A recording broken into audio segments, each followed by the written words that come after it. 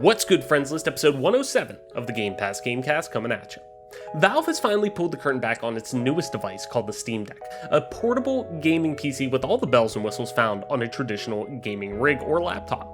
While it's an impressive piece of tech, will it be a practical one? So, this week, we get you caught up on all of the details on Valve's newest piece of hardware and what the future may look like for it. Does its price point make sense? Will it talk to the average consumer, with its presentation quite identical to that of a Nintendo Switch? We lay it all out for you. Plus, we talk difficulty and accessibility in modern gaming, Halo Infinite getting its own ping system, and much, much more coming up on the newest jam-packed episode of the Game Pass Gamecast. Now the fun begins.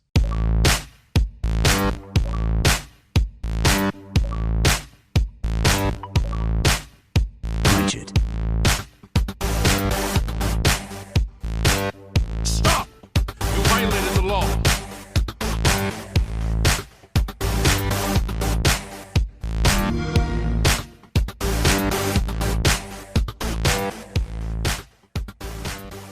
Welcome back to another episode of the Game Pass Gamecast, your weekly go-to podcast for all things Xbox, Xbox Game Pass, and PC gaming, including news, rumors, and conversations around them damn good video games.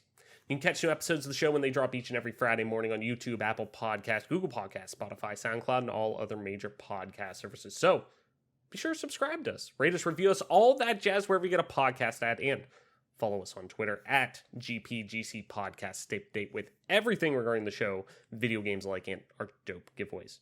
I'm your host, as always, Travis White, aka Travelus, on most internet platforms. Joining me, as always, my partner in crime. 2 weeks in a row now, we're back on track, Mike Peepak. Mike, as always, man, what's good? What's going on?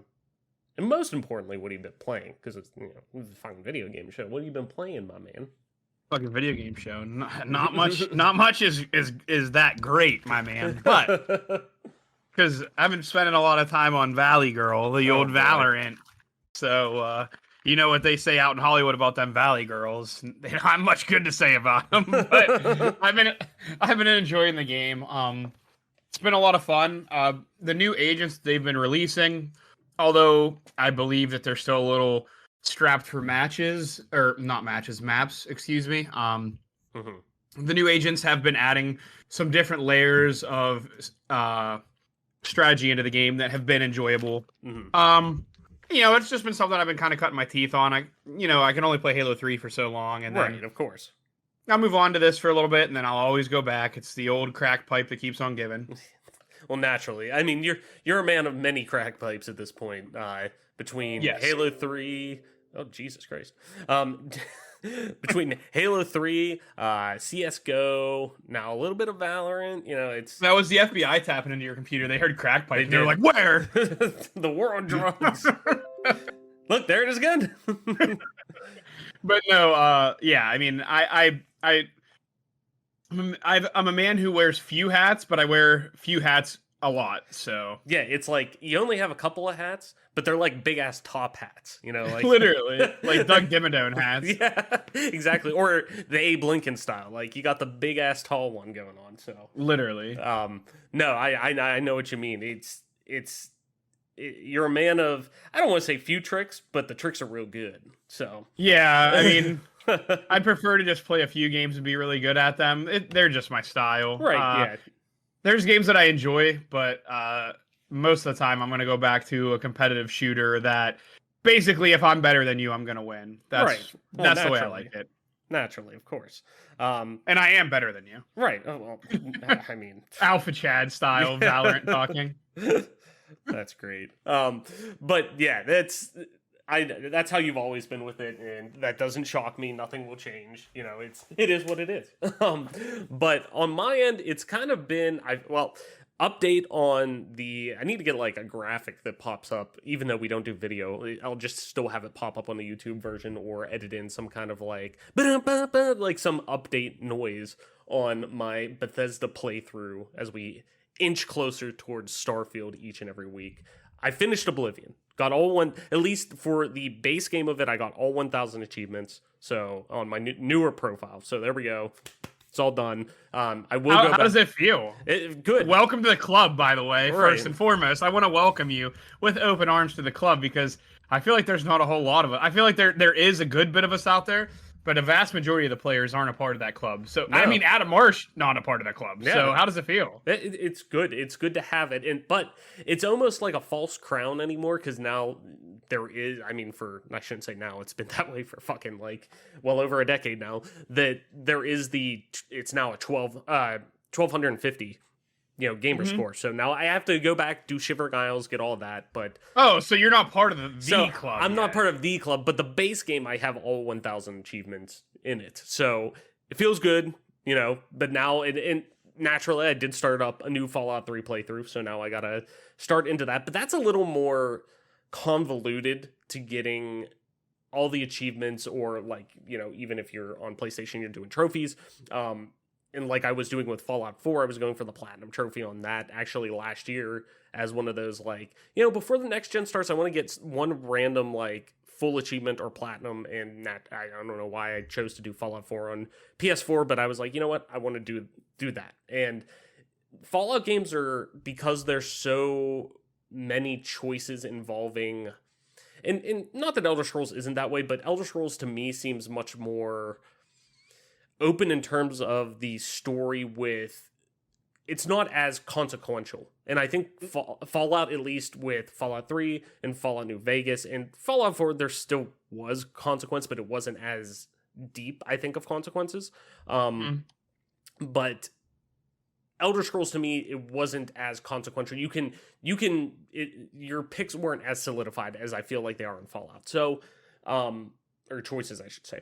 So it's kind of a little more, I got to pull up a guide and see, okay, like, because I want to do it in one pass. I don't necessarily want to go through and do multiple playthroughs with, not that anything's wrong with playing the game, but you get what I'm saying, where it's, I need to go through and look at, okay, I'm doing X, I need to do X, Y, and Z, make a save here, start doing this stuff, then come back to that save, a couple hours later, go and do this. So it's one of those things. I wasn't necessarily burnt out from open world games, but I started up and I was like, you know what? I'm going to give it a couple days. Just let it simmer for a little bit. Play something else, and let it kind of sink in. But now that I finished up Oblivion, it's kind of in that I know that there's like I'm picking up the HD remaster of Skyward Sword for Zelda tomorrow. So I'm probably going to play that this weekend, to be quite honest. And, a couple of other things I'm sure too. But Molly and I have kind of been stuck in picking that next game that we're going to play together. We were working through Mortal Kombat. Not that we fell off of that, but we started getting back into Tomb Raider or Rise of the Tomb Raider. And we kind of been dipping our toes in a couple of different things. So it hasn't been that, like, I've played a lot of like one or two games, but not a lot of games this week for once. So eventually we'll get back to that. We'll pick one. I want to go back and play Psychonauts before Psychonauts 2 drops next month. So kind of have a lot of that. I kind of have that to look forward to. I've been getting the itch to give Star Wars Squadrons another try since it's on EA Play. And I could either obviously play that on PC if I wanted to with, Game Pass Ultimate, having EA Play involved with it. But also too, if I wanted to, I can go and play it on my Series X, which I haven't installed on both. I haven't decided which one I want to give it a try on yet, but I've been thinking about, since I didn't give it a super fair shake, I'd like to actually sit down, invest a couple of hours to say, okay, I wanted to play this game really bad. I love Star Wars dogfighting games. Like, this should be my thing. Didn't click right off the bat, but there was a lot of other stuff going on when it launched last year. So I'd like to give that another try and, go in there and give it a fair shake. But I digress, Mike. Let's head into button mash before we get too long in the tooth today, because we're kind of on time crunch for this week, but we got a lot of news to talk about, and that kind of plays into it too. So before we get into our big topics, let's head into button mash, cover the quick hit stuff for the week, and get you caught up in the world of video games before we get into our big topics for this week. So kicking off button mash, starting with EA has confirmed that Battlefield 2042 will feature crossplay. Although not on all platforms, will it be available for players to play with each other? So, crossplay was confirmed in the new Battlefield briefing, but EA made it clear that there will be two pools of players rather than one single mixed group. There'll be PC, Xbox Series X and S, and PS5, and PC and console can opt out if they want to. And then there's also Xbox One and PS4. So basically, current gen, new gen, whatever you want to call it, and PC separated from last gen, Xbox One, PS4. So not that crazy, but the reasoning for this separation of players comes down to the difference between new gen and last gen versions of the game. More modern platforms will see 128 player matches, while last gen consoles will see only extended to 64 player matches. And we also learned this week that map sizes will be different across last gen and new gen versions of the game, though they didn't necessarily go into too much detail on that, but I digress. 2K Sports has revealed that Chicago Sky player Candace Parker will grace the cover of NBA 2K22, making her the first woman and first WNBA player ever on the NBA 2K cover. She will appear as part of a GameStop exclusive release of the game celebrating the WNBA's 25th anniversary season when NBA 2K22 comes out on September 10th. Quote, extremely proud and humbled to be the first female cover athlete in the history of at NBA 2K, Parker wrote on Twitter. I'm honored to work with a company that's investing in women and betting on us to succeed. I'm hopeful that there will be many more badass females to follow, end quote. Activision has preemptively blocked the release of a, quote, undetectable cheat system. The publisher requested that development of the system be terminated after seeing footage of it running in Call of Duty Warzone. PC Gamer reported on the cheat known as User Vision Pro that was an aim assist and auto fire cheat. Footage of the system in action subsequently spread, showing the effect on Call of Duty Warzone gameplay. The system was billed as, quote, being undetectable, unstoppable, and capable of running on any game on any console or PC due to the script running on a different computer to the game, meaning that no game files would be altered, allowing it to slip through anti-cheat software. The Xbox Family System, or Family Settings, I should say, app is getting an update that will allow players and guardians to set spending limits on microtransactions for their children. So no more fucking V-Bucks. Xbox announced this news earlier this week, revealing that parents and caregivers, I should say, have been requesting options to track and manage their child's spending since the last year. The next Xbox Family Settings app update will finally bring these options and more to the app. See, now that's where if you're as a parent, don't necessarily, this is just a suggestion, you do with your finances as you do, but I fully recommend not putting your credit card on there. Just go buy your kid a prepaid card. Just go buy them the prepaid Xbox card. Don't put your credit card on there because that's asking for trouble. No, just saying. IGN can exclusively announce that Nickelodeon's All-Star Brawl, a new fighting game featuring characters from SpongeBob SquarePants, Rugrats, Teenage Mutant Ninja Turtles, Ren and Stimpy, and more, is coming soon. The brawler, which looks very similar to Super Smash Bros. In style, will come to PS5, PS4, Xbox Series X and S, Xbox One, and Nintendo Switch in the fall of 2021, so this year. It's being developed by Ludosity and Fairplay Labs and published by Game Mill Entertainment. Now, we don't have a full list of characters yet, but we do know the ones that will be featured. Michelangelo and Leonardo of the Teenage Mutant Ninja Turtles, Nigel Thornberry of the Wild Thornberries, Powdered Toast Man from Ren and Stimpy, which is fucking awesome, SpongeBob SquarePants, Sandy Cheeks, Patrick Star from SpongeBob SquarePants, obviously, Obelina from Real Monsters, there we go, Lucy Loud from Loud House and Lincoln Loud from Loud House, Helga from Hey Arnold, Reptar from Rugrats, Zim from Invader Zim, and Danny Phantom from, obviously, Danny Phantom. And there will be more characters to announce, but these are all the ones we have so far. And it's funny because, like, the community of Smash was talking about this, and the fact that they have, like, rollback netcode and things like that are already built into this game and not into Super Smash Bros., one of the most popular fighting games and biggest competitive fighting games in the world, they don't have. So, kind of sticks out a little bit. There's a little bit of salt going in there. Rightfully so. I mean, Nintendo just doesn't. Yeah, Nintendo gonna Nintendo at this point. I mean, they don't enjoy kids going online, and they also don't enjoy esports, like you're saying. So, following a sealed copy of Mario 64 selling for $1.5 million, collectors are looking for the, quote, next big thing to make them a ton of money. One buyer in particular believes that the Elder Scrolls V Skyrim may be it, as they have purchased a sealed copy for $600.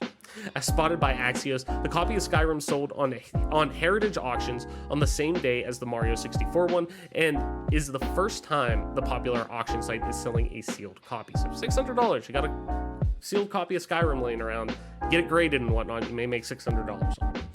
Hunt Showdown, here you go, Mike, will add a new map in its next update, and it comes with a reference to a very different kind of monster to its unusual mix of grim creations.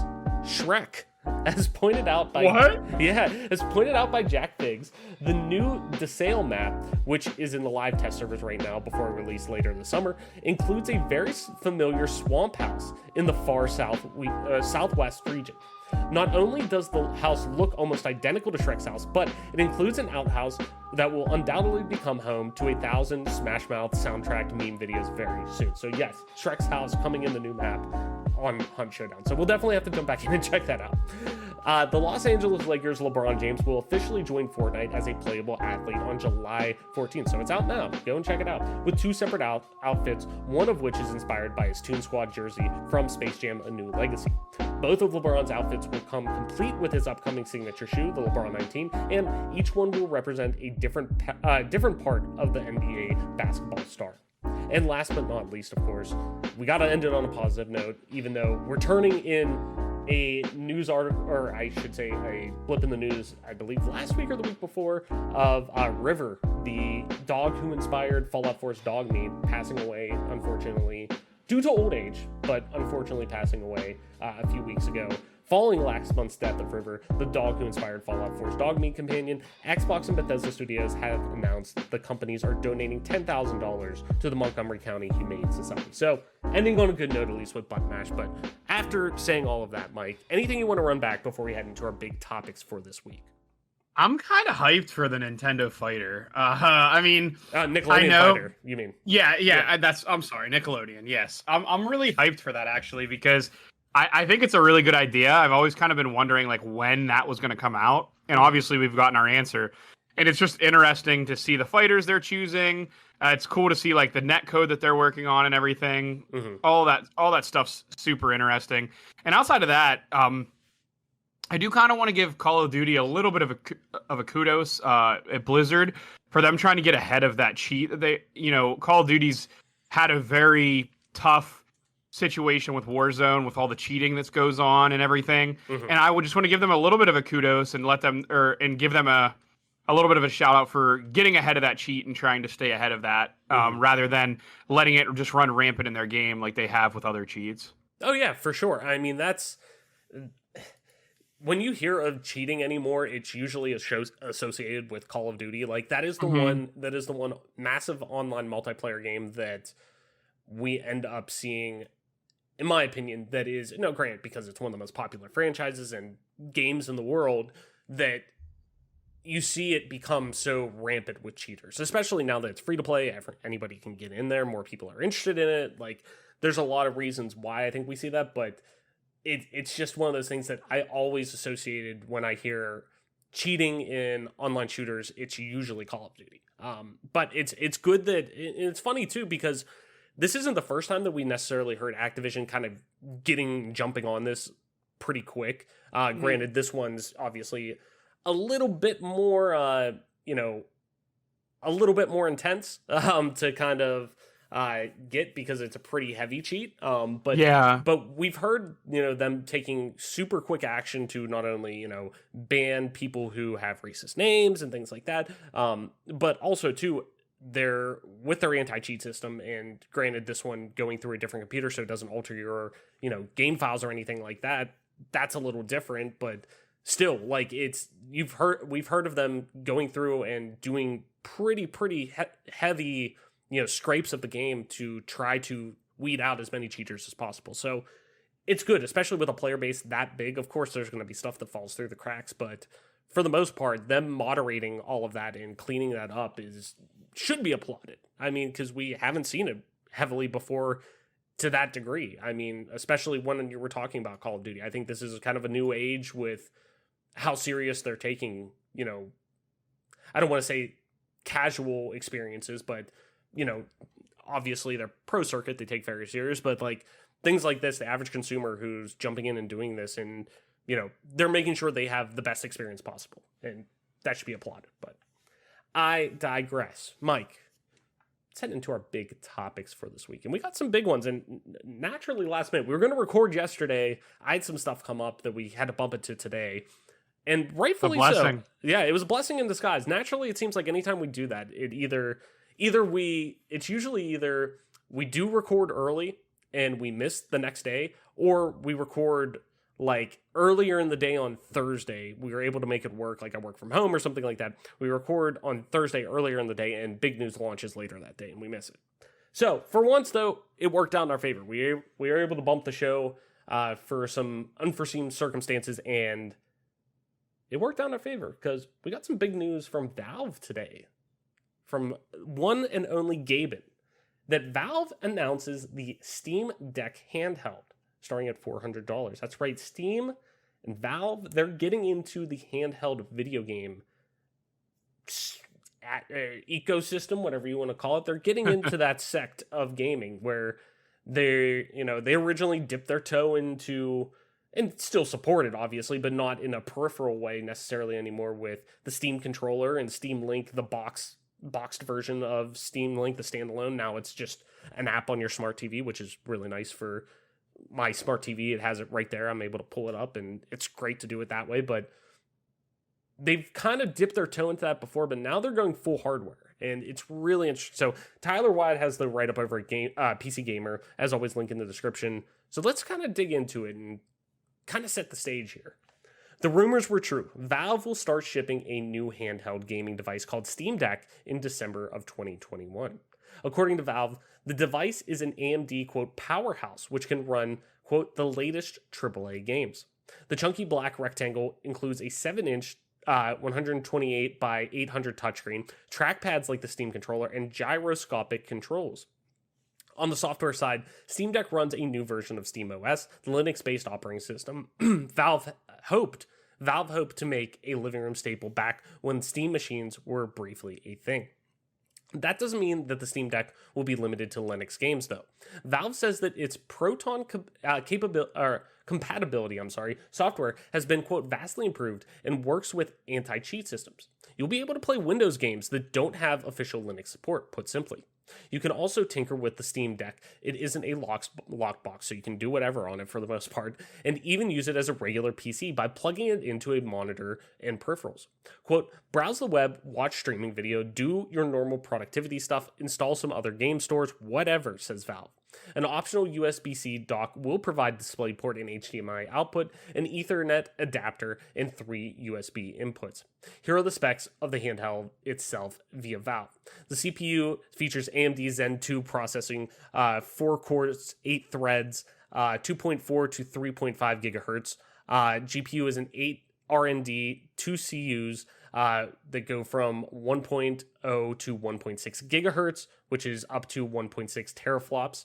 And it has 16 gigabytes of RAM, and it comes in 3 different models of storage. There's 64 gigabits, 256 gigabits, and 512 gigabit versions of it. They all have expandable, super fast, like micro SD card slots. Now, the newest version of that is super fast or whatever. And they all 3 do have SSD for their storage, but the 256 gigabyte and the 512 are NVMe storage. So the newest version of the SSD that you can get out there, or SSD technology, I should say. Has a 7-inch display, like we said. It's 1280 by 800, which is a 16 by 10 ratio, and it's a 60 hertz LED screen.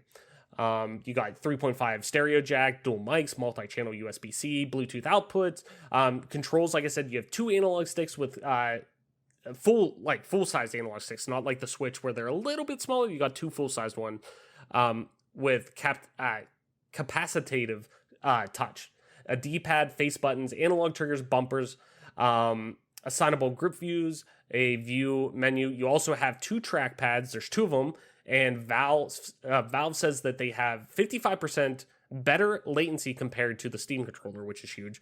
Wireless connectivity, obviously, and wired connectivity with USB-C with DisplayPort. Like I said, if you're able to do the docked version, which does output to 8K at 60 hertz. Yeah, at 60 hertz, or 4K at 120 hertz via USB 3.2 Gen 2. And the battery on it is 40 watts, which supposedly gives you 2 to 8 hours of gameplay, which is a little bit of a wide range. I'm curious how it's definitely like, hey, here you go, play Control on this for 2 hours, or here, play Stardew Valley for 10 type of thing. So, one potential disappointment may be battery life. Valve says that the Steam Deck's battery will last for, quote, several hours while playing most games, and it maxes out at 8 hours in, quote, light use cases like game streaming, smaller 2D games, or web browsing. At a minimum, it should last 2 hours playing a resource-intensive game. Hope your airplane seat has an outlet then, obviously. The Steam Deck starts at $399 for the 64GB version. There's also a 256GB version for $529 and a 512GB version for $649. The more expensive versions also feature faster storage, and in all three versions, storage can be increased with a micro SD card. You can obviously go over to Steam, check out all the full details on it and the full specs yourself if you want to run through it. And starting this week, so when you're listening to this show, when it goes live, you have, and it starts at 10 a.m. Pacific, so 1 p.m. Eastern time. Steam Decks will go live for available reservation on Steam with a $5 deposit. So go over there, make sure you're ready to go. I don't know how fast that's going to go because that's going directly through them. I don't think you can get it at anywhere else. You have to get it through the Steam store. So virtually get in line. So this was a rumor that had been popping up for quite a while, and I don't want to even say rumor because a lot of reputable sources kind of reported on this, but I don't think, I feel like we didn't cover it previously, not in the way that I didn't believe it was going to happen, because like I said, there's a lot of reputable sources that talked about it, and I totally believe that their, information was apt and correct and everything like that. But I was more like, I want to see how this plays out. I want to see what this is. Is this going to be a handheld streaming device like we see with Xbox? Is this going to be, something that isn't necessarily what we're envisioning a handheld to be, but it was. So, but now that we know, we're basically getting a Switch Pro for the most part.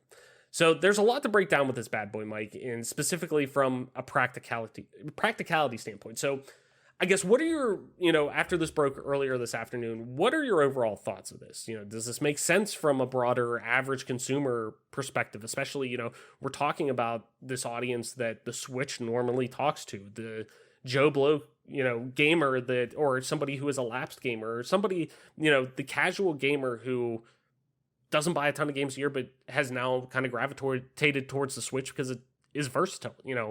This kind of would speak to them, especially, but does this make sense for them at this price point, being a premium price compared to the Switch? Could this also be the answer to, on the Xbox side of things, being a true Xbox handheld with this thing being unlocked and being able to install Windows on it and being able to run Windows software on this and just put the Xbox, app on here and load Game Pass up on there, so where do you kind of stand with all this, Mike? Yeah, it kind of came out of left field in my opinion. And it's just something that it wasn't something that I never thought I would hear about, but it's just something that kind of just came out of nowhere.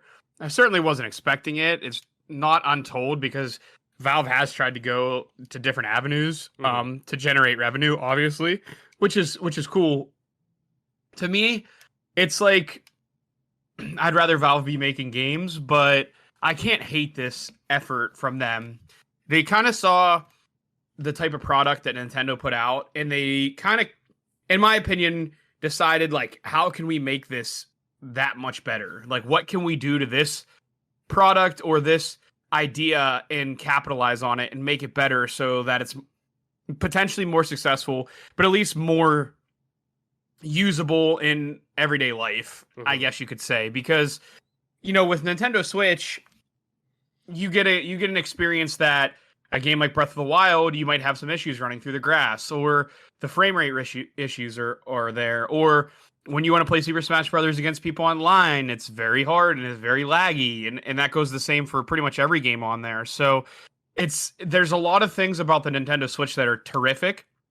And again, Nintendo's just a money monster, a money-making monster because of the name, because of the characters behind it. Super Mario Brothers, and Mario being one of the most, recognizable characters. It feels like everyone's parents for a million years said, "Oh, are you guys gonna go play Mario or Nintendo?" And it's like, no, we're playing Xbox 360. But they still thought we were playing Nintendo and we were playing Mario. Right. So Nintendo's done great over the years for a lot of reasons, in a lot of ways. They've always been like the oddball company. It's like, why the fuck are you coming out with a Nintendo Wii? Like, who asked for this shit? Like, get that.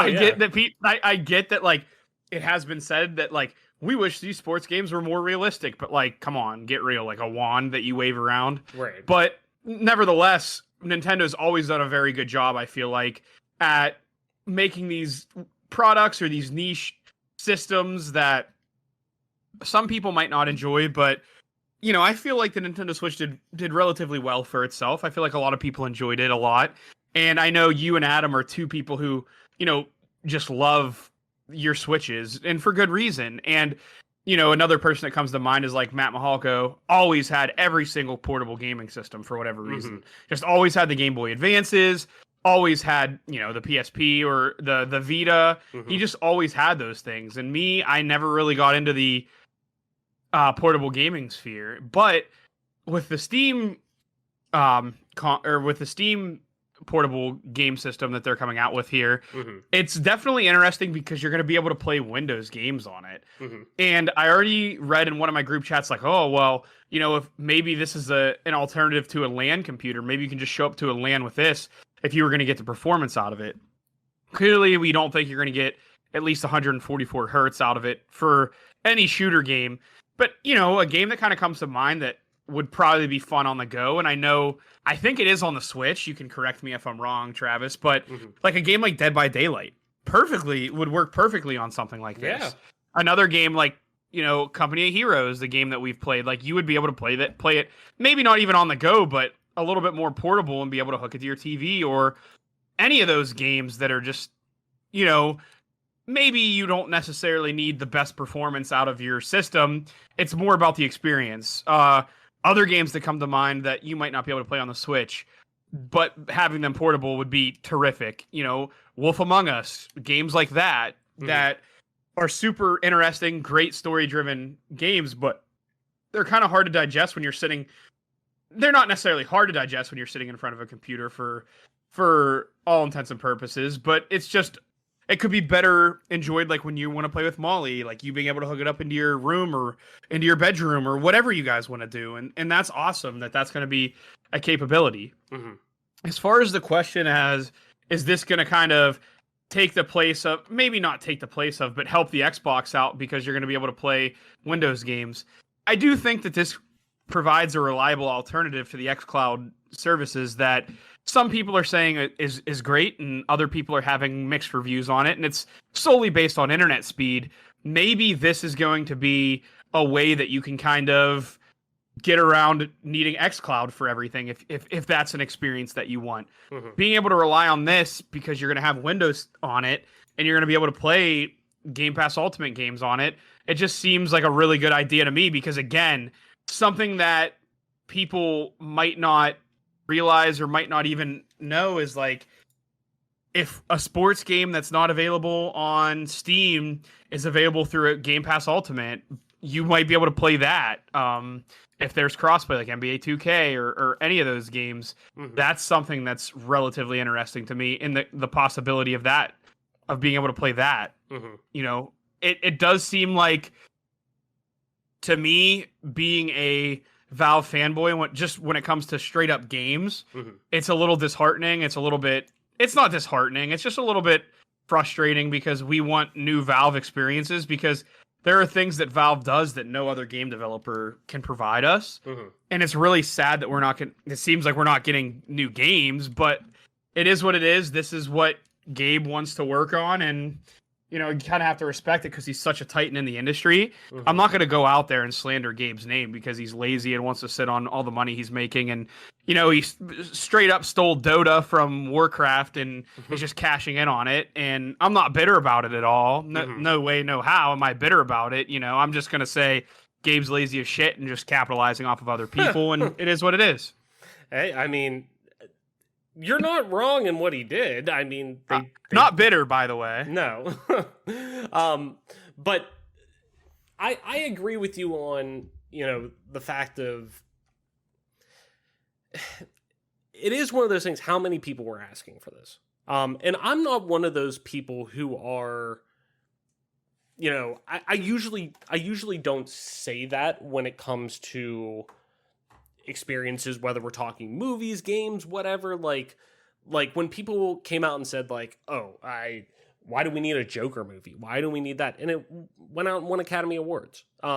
I've always been one to say, well, yeah, we don't necessarily need that, but cool that it's there. I'm sure somebody wants this. This would be somebody's thing. Like, let them have it, and while I think this is still one of those things where it's like, yeah, I'm sure there is a group of people out there who are looking, man, there's got to be a better way. My internet isn't that great, at least, in terms of Wi-Fi or whatever, that, I want to be able to I'm a primary PC gamer. I want to be able to take my game collection with me, or I want to be able to sit on the couch and watch a movie or something like that, or do something in the background while, instead of going and sitting on my computer playing on my, playing a handheld or something like I want to be able to take my PC gaming collection, which we all have that. If you have Steam, there's a good chance that you have a stupid amount of games in your library that you've never touched because of Steam sales being so cheap and whatnot.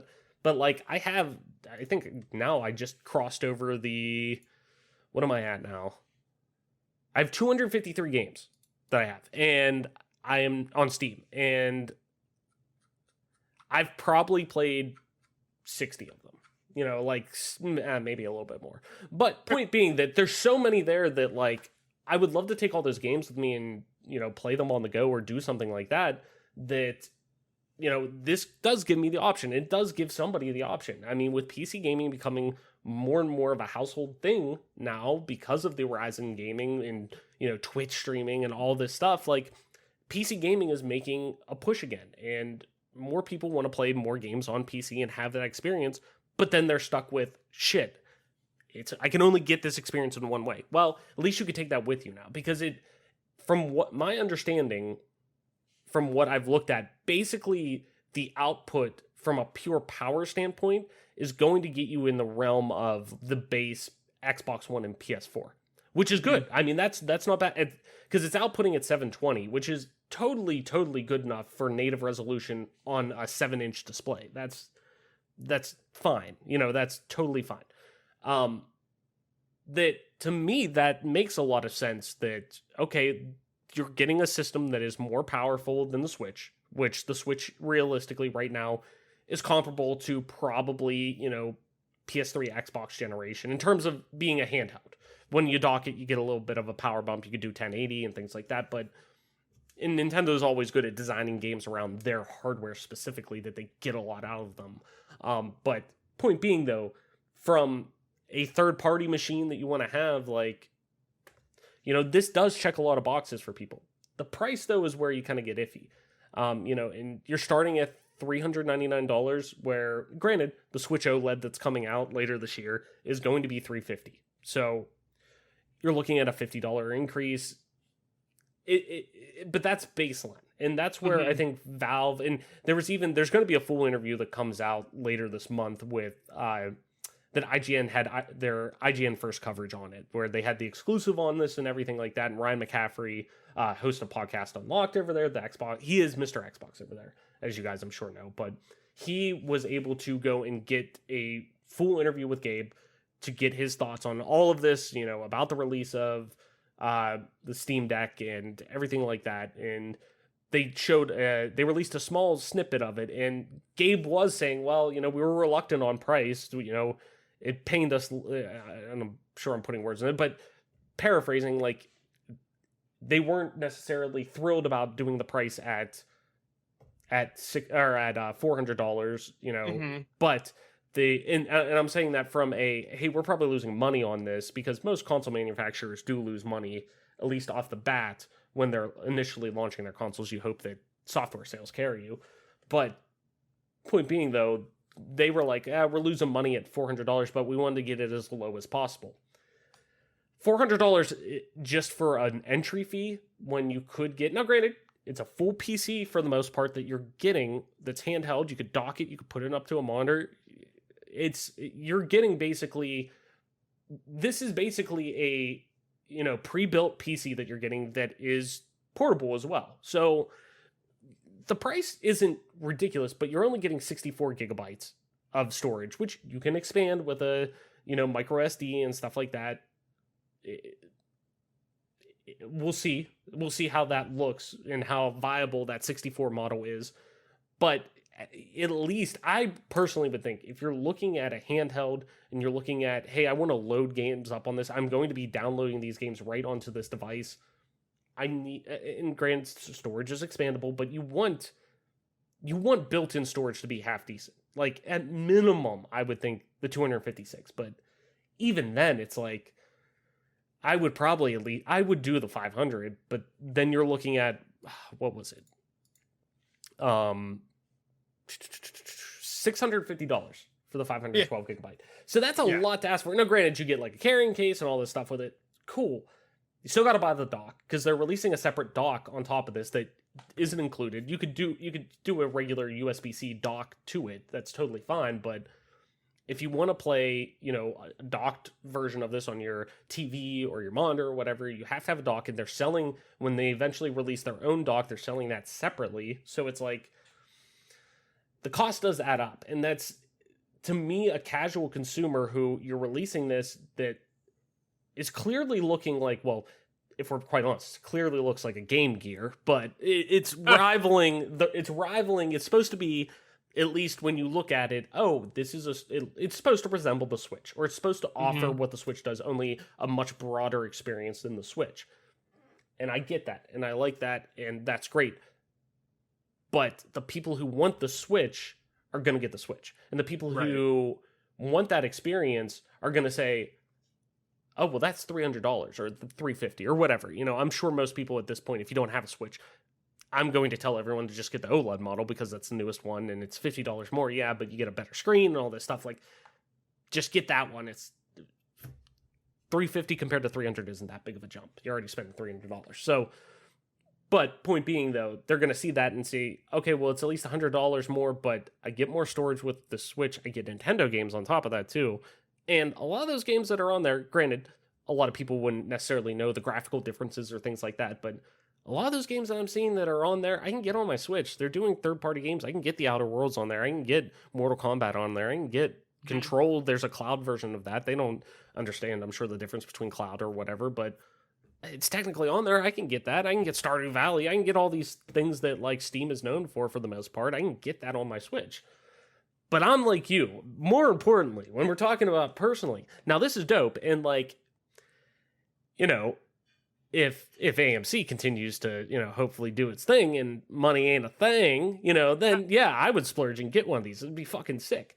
But I'm with you. Like, I'm not in this market. I'm not in the market for this. Right. At all. But I'm with you in terms of when we're talking about what people want from Valve, I don't think this is it. Where I'm totally... It's almost like we're getting trolled at this point. Yeah, like, it's the troll face, the old, like, we're talking OG memes, like, just, like, I think that's what we're getting like here. Like the one guy from Courage the Cowardly Dog. Yes. The guy with the blonde, long hair. Naughty. Yes, that guy's smile. That's basically trollface.jpg. Exactly, and it's not that... It's cool that, and I think that's what Gabe's...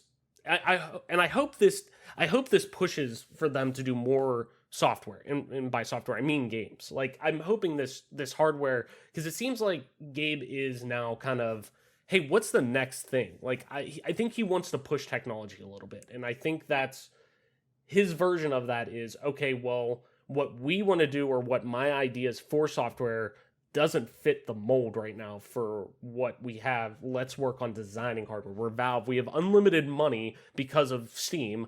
Let's develop our own hardware to do what we want. Look at Half-Life Alyx. I mean, that's because the Valve Index, and they need to have that. We need to have a system seller with this. And granted, whatever, amount that they did sell with it, the game, it was heralded. It's viewed as the VR game, and it's viewed as one of the best games, if not the best game that came out of 2020. And it's a VR experience. It's the first, like, true, I think, system seller for VR. And I wish I could play it, but I don't necessarily. The base minimum that I would have to get is an Oculus Quest.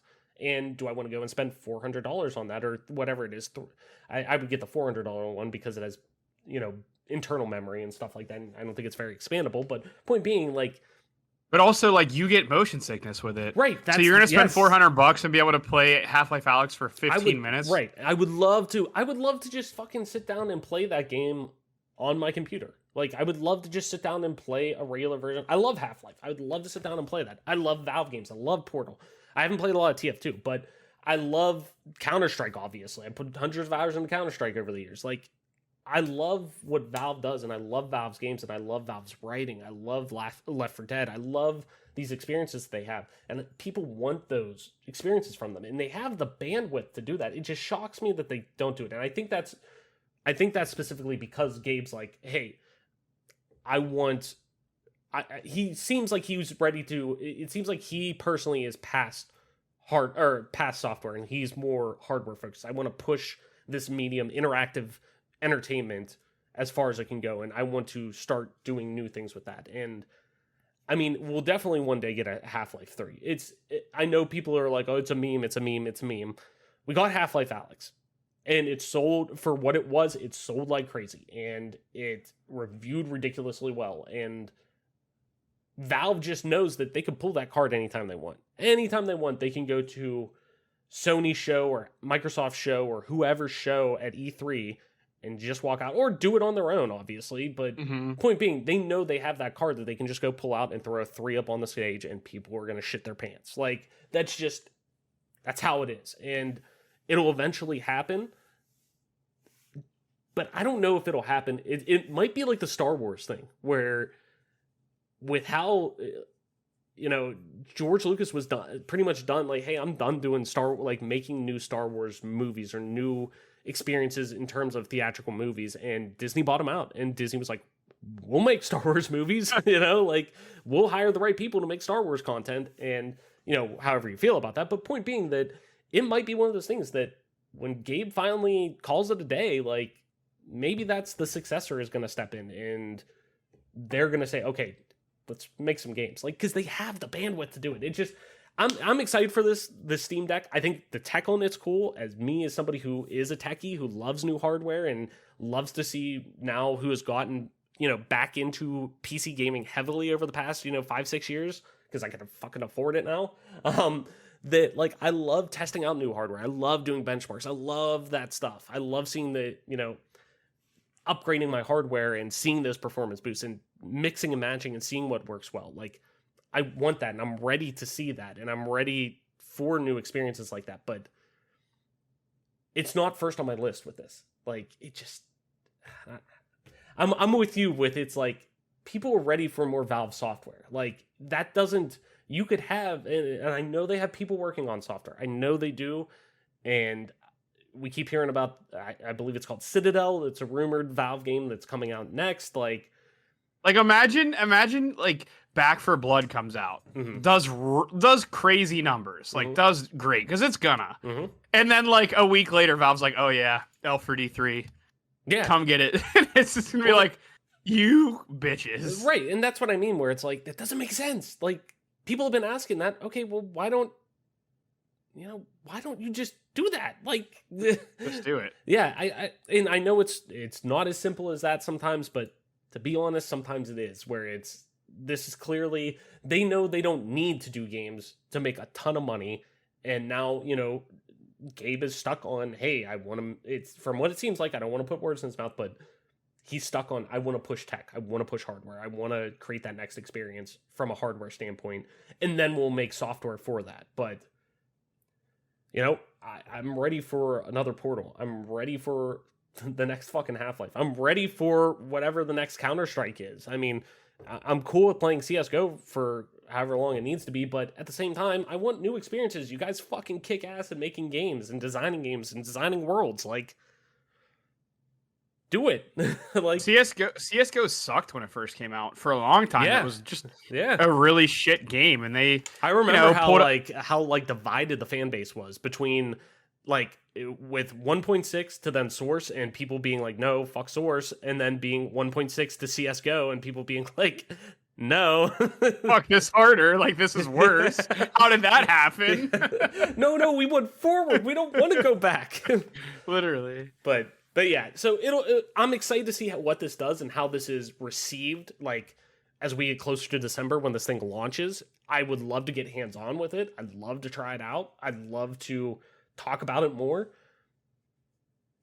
It's going to be one of those things just like a Valve Index, where it's going to be a select amount of people are going to be able to afford this and going to be able to get this and going to be able to try it out. That cool. Yeah, it's one of those things that, yeah, it'll be, hopefully somebody at the store gets a display, and that's what the experience is going to be for a lot of people, that they're going to go to the store and hopefully try this out in the display. But even in a post-COVID world, who the fuck knows if that's going to happen? So I'm excited to try this out and hopefully try this out, and one day maybe get hands-on with it between now and September or December, and see where it goes, and maybe I will pick one up. But it has a lot of potential, but there's so many barriers to entry with it that I think it's speaking to the wrong audience. Or it's putting up the facade that it's speaking to one audience when really I don't think it is. So I don't know. We'll see. But anyways, Mike, before we get too long in the tooth, let's move on to our next news article.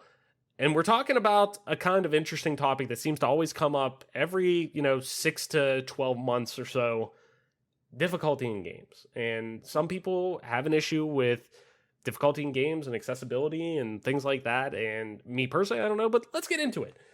And it all stems from Psychonauts 2, which I was talking about earlier. Psychonauts 2 will feature an invincibility toggle as, quote, all people should be able to enjoy games. This comes from Adam Bankhurst over on IGN. As always, link in the description.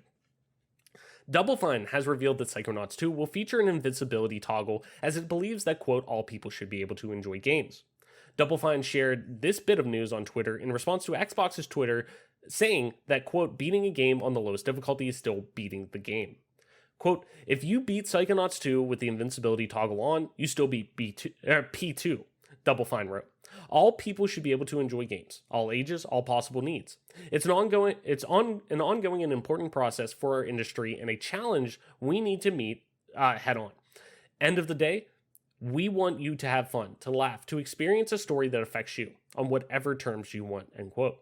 The studio also shared a satirical quote that pokes fun at those online who try to gatekeep games and say not everyone should be able to play a game. Quote, excuse me, I beat Sword Guy Serious Time on a no hit hard mode, and if you don't do that, I don't respect you. And can you even comment on things you're not diamond 6 rank in Shooty McBlam? I don't think so.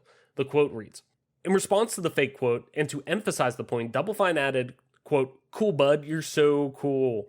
The debate on games difficulty has been an ongoing one for years now, but the truth of the matter is the difficulty is relative to individual players in so many ways. By adding an invincibility toggle to Psychonauts 2, this in no way impacts the player who wants to play on the hardest difficulty.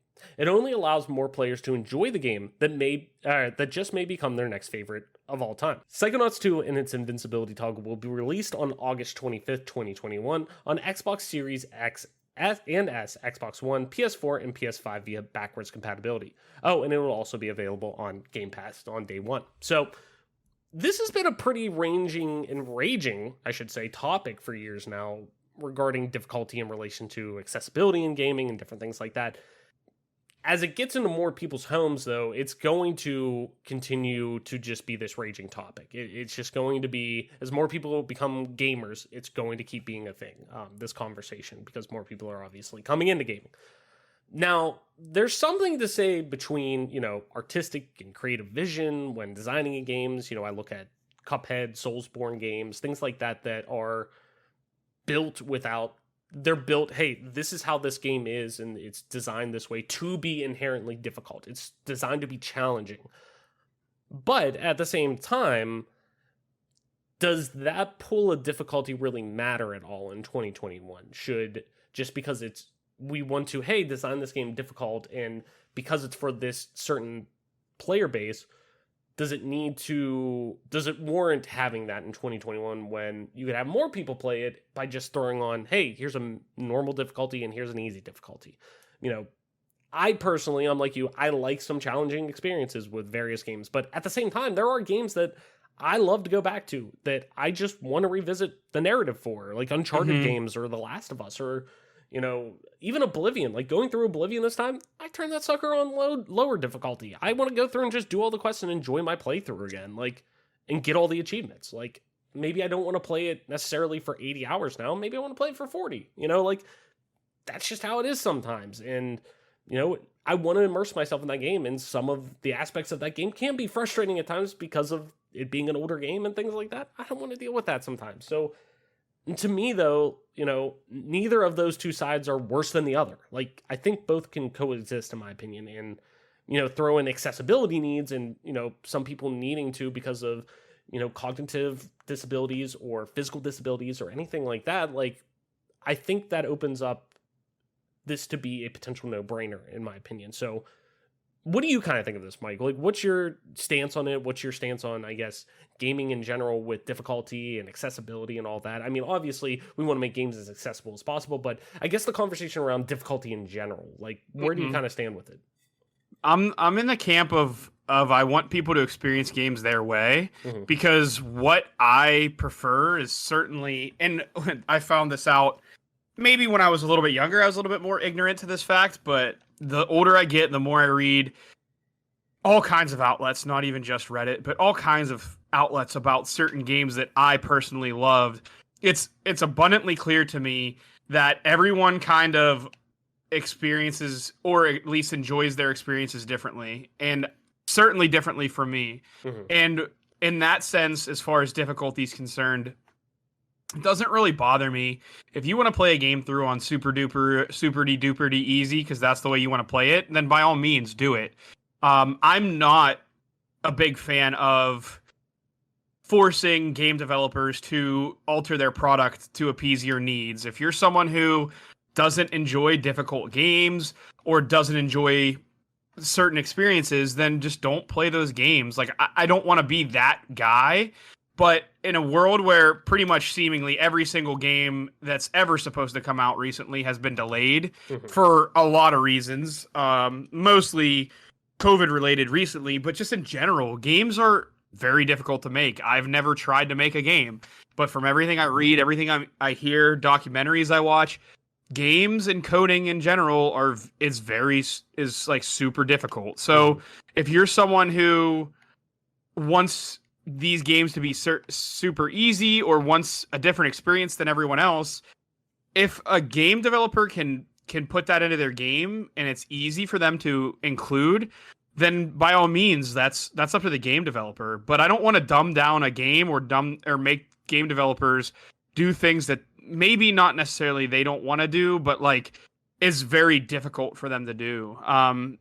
Games take a very long time to develop, so adding on development time because you want different experiences just doesn't seem very feasible. As far as like the accessibility concerns, I feel like moving accessibility away from difficulty is probably the best way to tackle it, because at the end of the day, it comes down to feasibility of game design again. Like, how hard is it going to be to develop a game that has accessibility features? I don't know the answer to that. I really don't. I would have to refer to a game developer to tell me how hard it is to make these things happen. And again, it's another thing where if a game developer has to make a game and then make a bunch of different difficulty changers to that game, and then they have to add in accessibility features, how long is that going to take? Is it going to take them 6 years to make games when a lot of the game developers, as you have said, are underwater as it is as far as money and things of that nature? Crunch is a huge issue nowadays. I mean, you know, it probably always has been, but crunch is a big problem in the industry. A lot of the people working on your favorite video games are independent contractors with absolutely no benefits, which is another huge issue in the industry. And now you're asking for all these different accessibility features, all these different versions of the game to make it easier for Tim and little Timmy and little Joey to enjoy the game how they wish. Like, if you don't like difficult games, don't fucking play Ninja Gaiden. If you don't like difficult games, don't fucking play Ghost of Tsushima.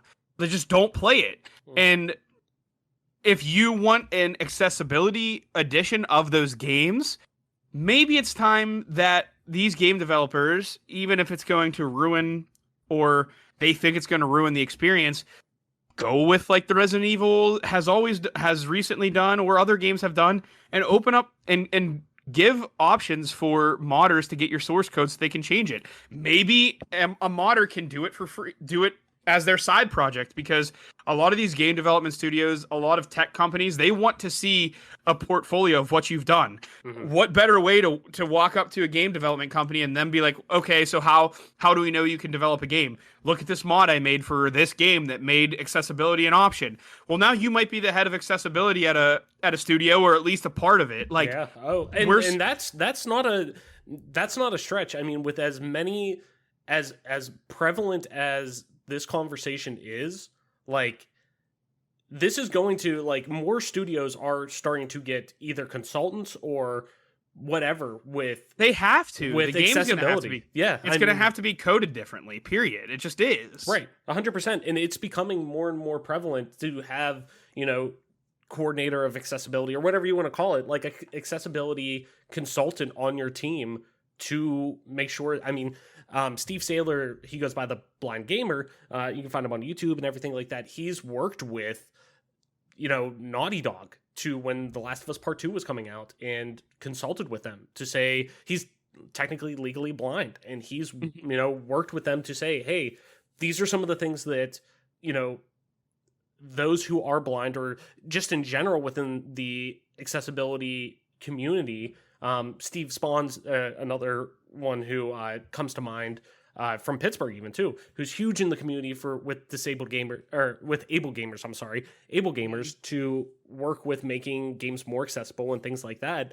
That here's the laundry list of things that we want. It's not necessarily like that deep of things that we need, but, you know, let's have the conversation. And if it's been a point, and I agree with you that, you know, okay, well, if it's been a point that dev studios just haven't before said, hey, we don't have the bandwidth to do that, or we don't, unless we want to seriously crunch with this, we don't have the staff to be able to go and make, you know, certain, you know, make the AI scalable, that is, you know, and rework all of the code that goes along with that and things like that. Because it is a big undertaking. I know a lot of people, you know, and that's not excusing it necessarily, but what I'm saying is, like, it isn't necessarily a flip a switch type thing. There's a lot that goes on to that, but that's where studios need to be more proactive. Because I'm on the side of, hey, make his games. I'm like you said at the top, like, make his games as accessible as possible. Like, I want people to have the experience they want to have, and if that means them, you know, having a very easy mode on games, you know, I don't fucking care. That's totally fine. Like, I don't even care if the enemies don't shoot back at people. Right. Whatever you have to do to make it possible, then do it. Right. I mean, provide them, be able to get, you know, be able to maybe leave some features in from a debug version of the game that provide that, you know, if that's possible. I don't work on the dev side, so I don't know. Maybe I sound ignorant saying that, but I'm with you in the sense of, yeah, I want people to have the experience they want to have, but I think then that does fall on the developer to then say, okay, if we can't have that, we need to start bringing in professionals who do have that, or we need to start working with third parties who can help make our game accessible. Is it going to cost a little more money? Yeah. But guess what? We're going to make more money on that because more people will be able to fucking play our game, and more people will feel inclined to give our game a try, because before it would be, you know, somebody who is legally blind, somebody who is, you know, they have MS or something like that, or their motor skills aren't as, you know, quote unquote, up to par, or however you want to say it. It isn't, you know, their motor skills limit them from being able to play that game. You know, okay, well, Xbox has done great with making their adaptive controller, and they've gone out of their way with working with people. They've said, okay, cool, we hear you. Let's work with people. Let's, instead of us talk about what we should do, let's listen to what we should do, and then work on that and say, okay, if we can't physically handle it, let's bring people in who know what the fuck they're talking about and know what they're doing. So, because, like, from what I've read as far as coding is concerned, like, what I've read, what I've seen online, just stories you hear from old games. Again, this is coming from someone who doesn't have a coding background. It sounds like it's not like going to a restaurant with someone in a wheelchair and they don't have a ramp and then they don't have a handicap bathroom. That's a little bit negligent because at the end of the day, you know this is a reality. You should be building a ramp in front of your building. In fact, it's government code in a lot of states and countries that you have to have handicap accessible things. So in this case, not having a ramp. As somebody who works in facility management within the college sports world, ADA is a very real thing, and we have to be compliant to that. Yeah. As somebody who just like worked on building a new arena, it is a very big, not only legal thing, but it's just you have to have that. Period. Yeah, it's a no, like there's no excuses, which is great because for a long time the handicap community, especially in America, was kind of dealt with like deplorables. Like we didn't want to deal with them, and they weren't a part. They felt like they weren't a part of society, and for good reason because we didn't take care of them. Now, whenever it comes to coding, it's not just as simple as calling a construction company, spending a little money, and having these things installed. You're talking about a potential Jenga tower where you change a little bit of code here, you pull out that block, and then the entire code falls apart. And now all of a sudden, you had a game that was working flawlessly, and now the entire game's broken. I know that's a little bit more rare, but a game that comes to mind is if you watch there was a documentary on the development of the original StarCraft, and there was a line of code in StarCraft, and even Mortal Kombat had it, but the one that comes to mind is specifically Mortal Kombat, where there was a specific line of code that anytime anyone touched it, it broke the entire game. Like for whatever reason, that one little line, which didn't seem like it was a big deal, completely bricked the game. So Ed Boon had to go in, rewrite the code, fix the code, and then put in parentheses beside this, do not fucking touch this, you break the entire game. So that piece of code just can't be changed because the entire game gets blown up. So I'm sure it's not the same way now, but coding is really goofy, and sometimes the computers don't act the way we want them to act, and it's just not as simple to include these accessibility features as it is with even with difficulty stuff like that. So I just want people to realize that yes, accessibility needs to come to video games, and it's coming. Difficulty options and sliders need to come to video games, but at the same time, us as humans, it's 2021. Like, you know what? I can't walk up to the Pittsburgh Pirates or the Pittsburgh Steelers or the Pittsburgh Penguins and say, "Hey, I'm going to play on your team today." And then if I can't make the team, just slide that difficulty slider down. Like video games, that's not the same. It's like apples and oranges because going to play professional sports isn't the same as playing video games. But at the end of the day, I'm not going to go into a scary movie in the movie theater and I'm not going to willingly go and be like, I'm going to go watch a scary movie, which I know scary movies fuck with me and I don't like. I know I'm not going to like the movie. So I'm not going to go in there and write a letter to whatever director and be like, "Hey, bitch, your movie sucked. Can you tone down the violence or can you tone down the scariness a little bit?" They're just going to write me back and say, "Fuck you, it's my art." It's the same thing with video games. They could just tell you, "Go fuck yourself, it's our art."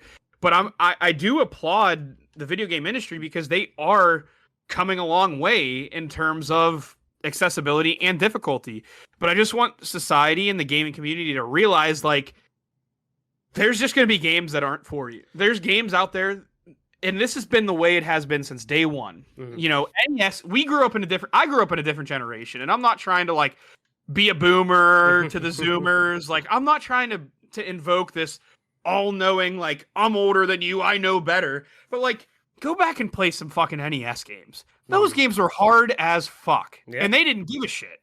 Arcade games were made. Your story about your brother with Friday the 13th still makes me cackle to this day. Anytime I think about it, just Jason gets stronger. I'm done.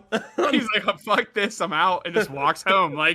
Dude, games back then were so difficult, and arcade games inherently designed to take money from you. Yeah. Inherently in the code, and nobody cared, nobody cried, nobody cared. And it's the same thing. There's just gonna be games out there that just aren't for you, dude. It's just not your thing. And And it sucks because I know everybody wants to experience it, but you know what?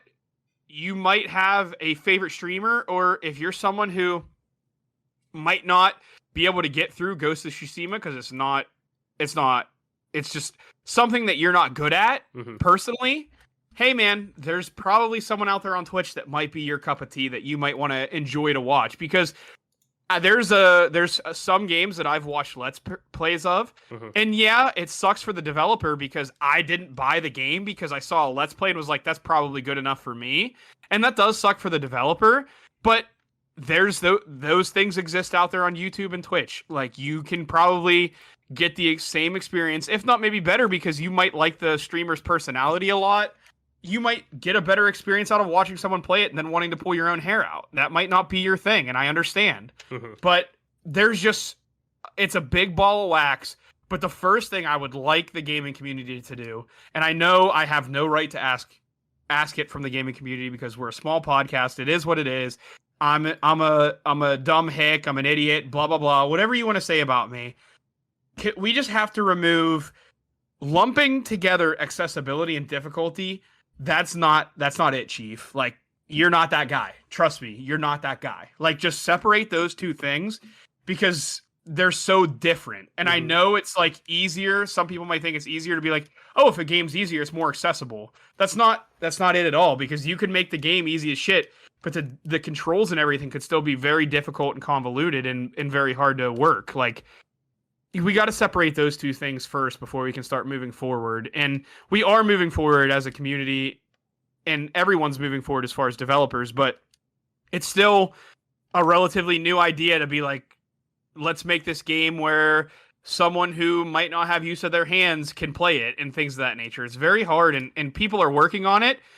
We just got to give people a little bit more patience with that kind of thing. And I know in 2021, not a lot of people are patient with change. People want to see rapid change, but it's something that's going to take a little bit for people to get used to and people to be able to make and build feasibly.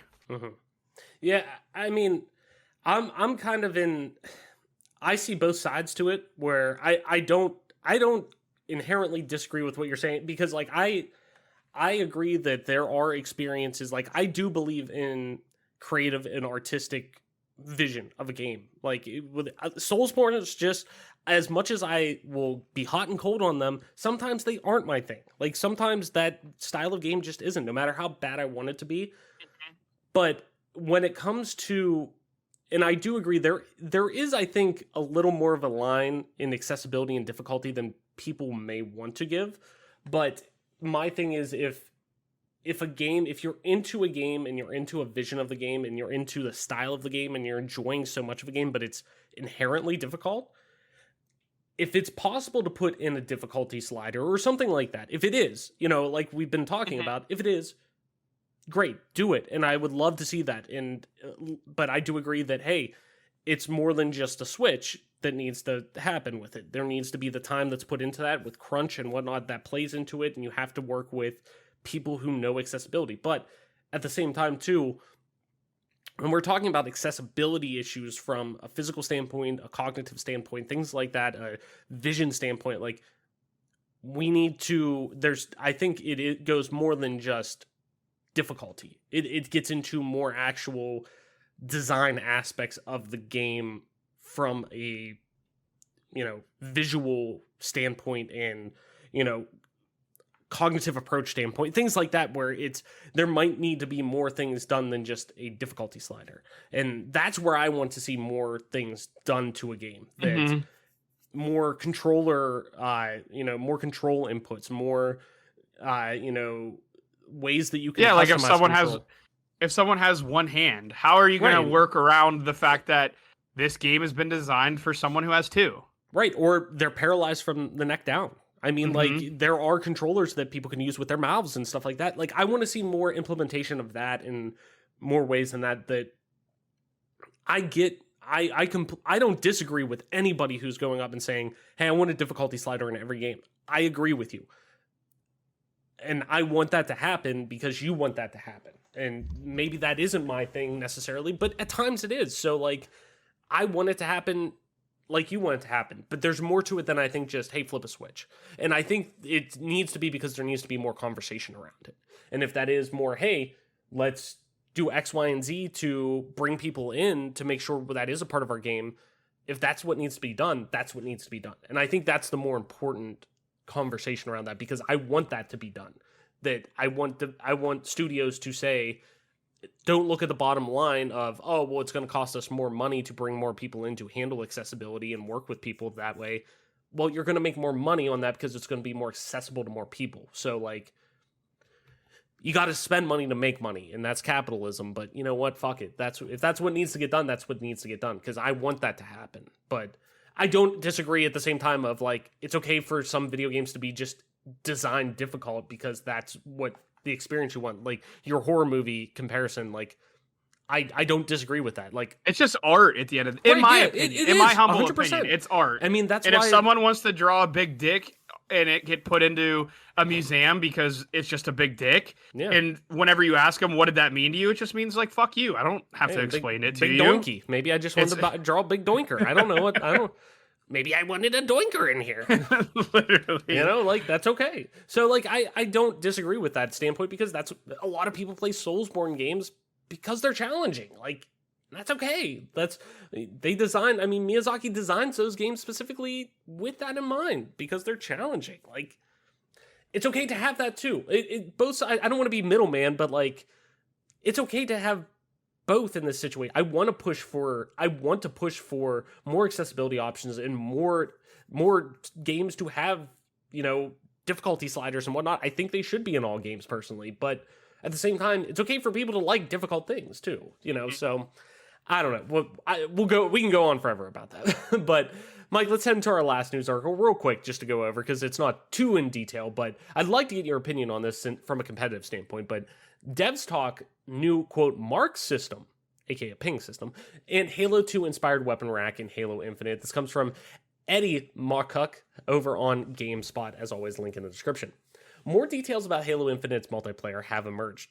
As part of a, quote, employee spotlight feature over at 343 on lead multiplayer designer Andrew Witz, he revealed that Halo Infinite, multiplayer will have a mark system that sounds like a brand new feature for Halo. He also revealed that Halo Infinite's weapon racks are inspired by Halo 2. In the interview, Witz described the mark system like this, quote, a feature where players can mark a spot in the world that lets their teammates know vital information, like an enemy position or a weapon's location. This sounds similar to the ping system from Apex Legends that has subsequently been borrowed by numerous other shooter games. Witz also discusses another new element of Halo Infinite multiplayer, spawners, as they call them. The team at 343 designed this to help players understand where weapons and items will be on the map in an effort to make the game easier to understand and enjoy. Quote, if I'm playing multiplayer and I play it for the first time and I've never played a map, I don't know where weapons are spawning. We wanted to make it a better experience for players, and we invested into what we call item spawners, Witz said. The item spawners are assets like weapon racks and equipment spawners. It's nothing new for Halo in terms of what players expect, but we wanted to call out where weapons spawns in the world. Weapons spawn in the world, I'm sorry.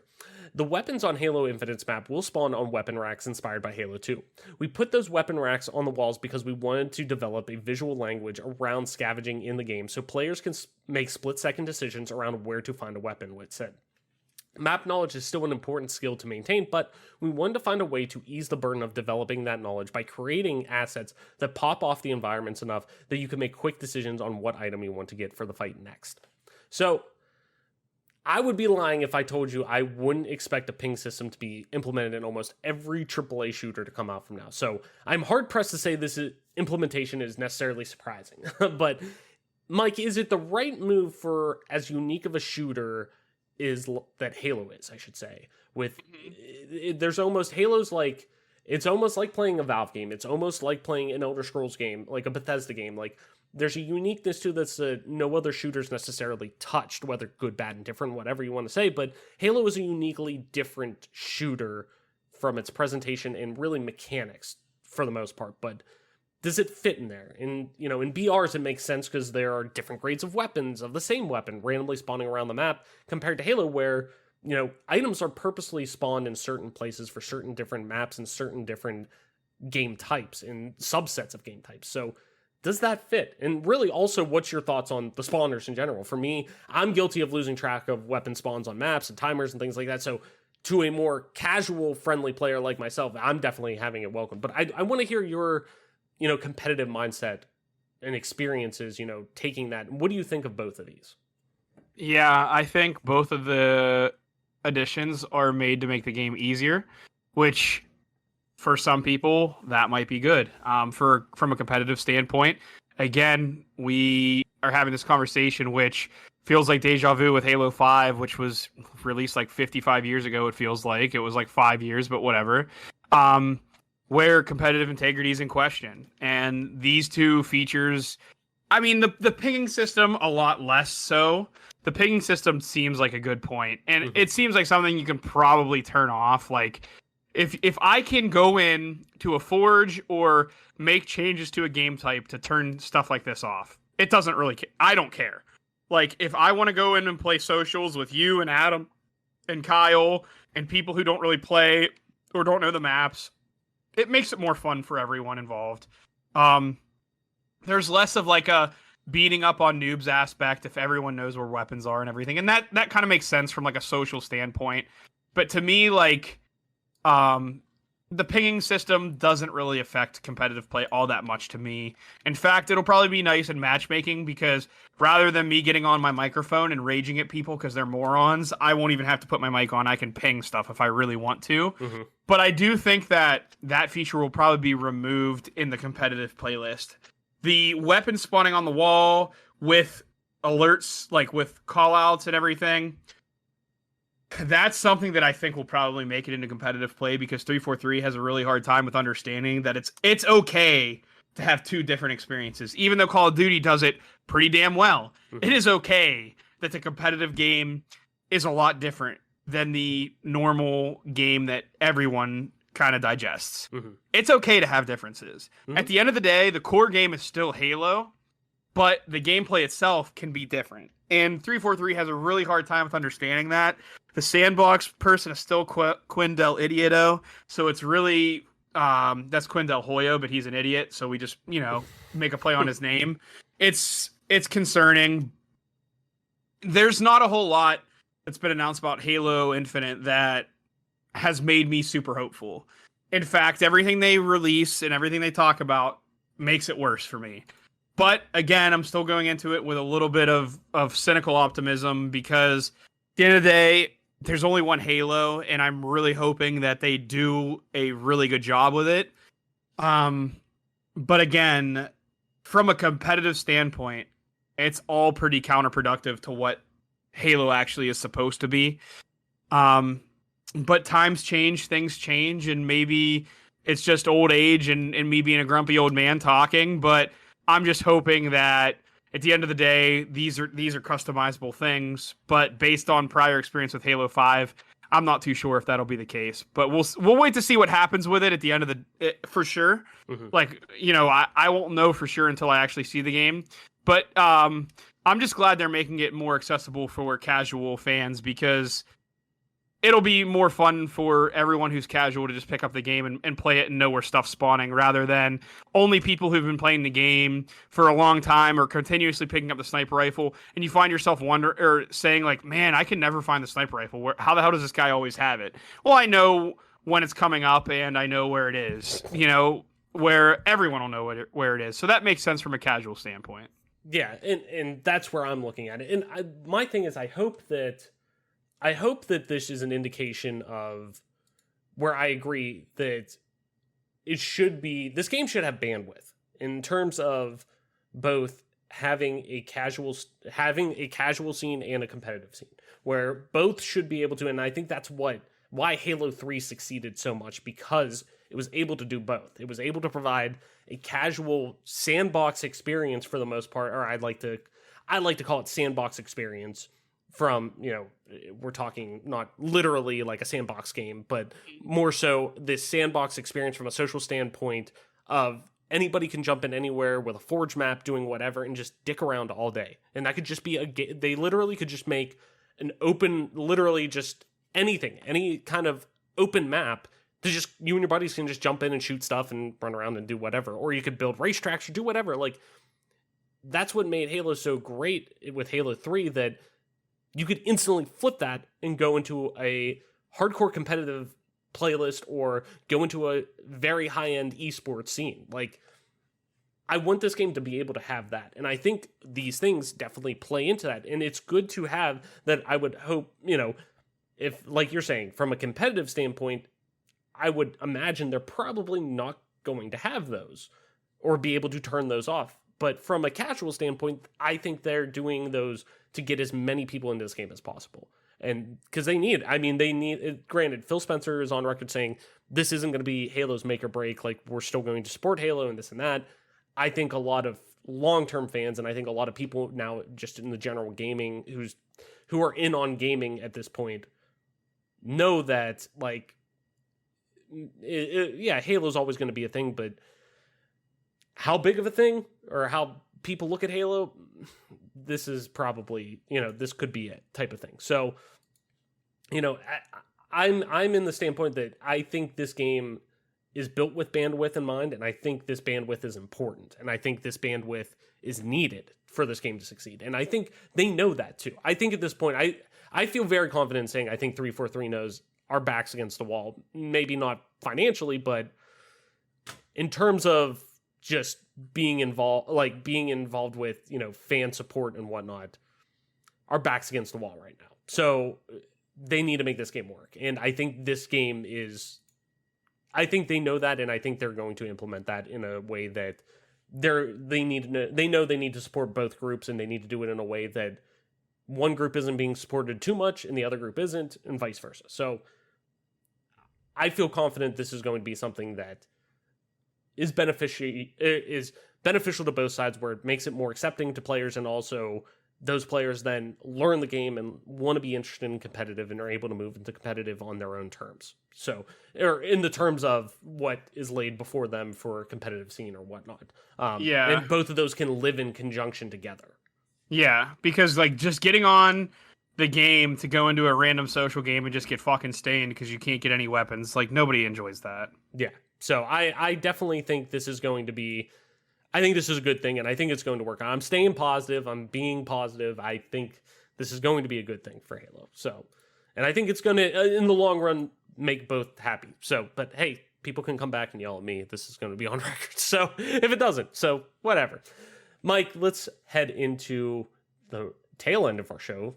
I guess that's what I was going for. But let's end the party chat before we wrap up the show this week. If you're new to the show, Party Chat's where we propose one question at the end of each week that we just want to discuss with you. Kind of be almost like our book club of the week, where we want to hear from you and we talk about a question. You get it all. But could be serious, could be lighthearted, whatever.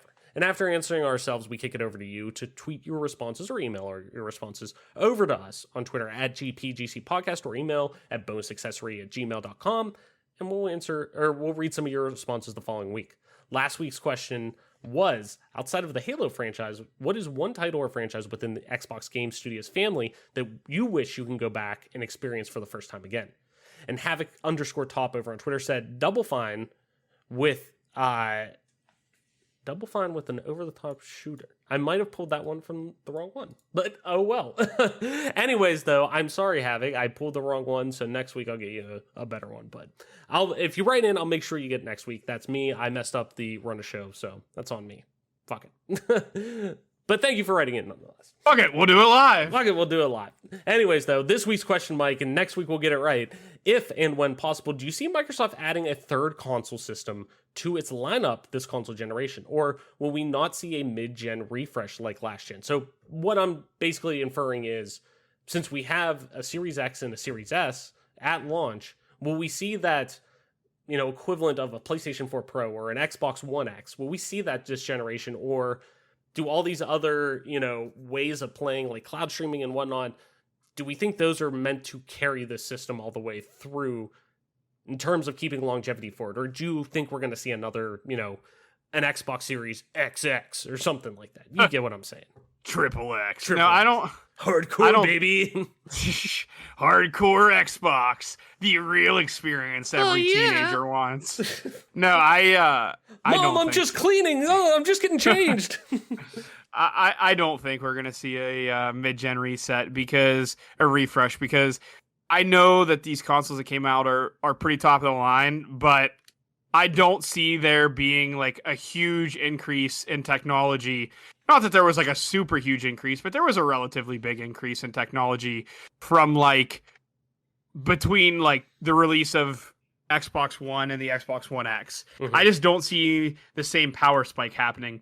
And the caveat and the reason for this being is there might be technological advancements, but like right now in the world, especially in America, people talk about there being shortages of everything. And like there legitimately is shortages in everything. Mhm. But one of the biggest things that there's a shortage of right now, if people didn't know, it's one of the reasons why you can't get a lot of computer parts besides like crypto mining and stuff like that, is there's a pretty serious shortage of microchips in the world right now. Mhm. So phones, cars, anything that has little microchips, basically you can't, there's a huge shortage of right now. And the reason being is the vials that the COVID vaccine are created and placed in Mhm. is the same material for those microchips. Mhm. So yeah, right now you can't get microchips to make new shit because COVID vaccines. So the more you know. There you go. The more you know.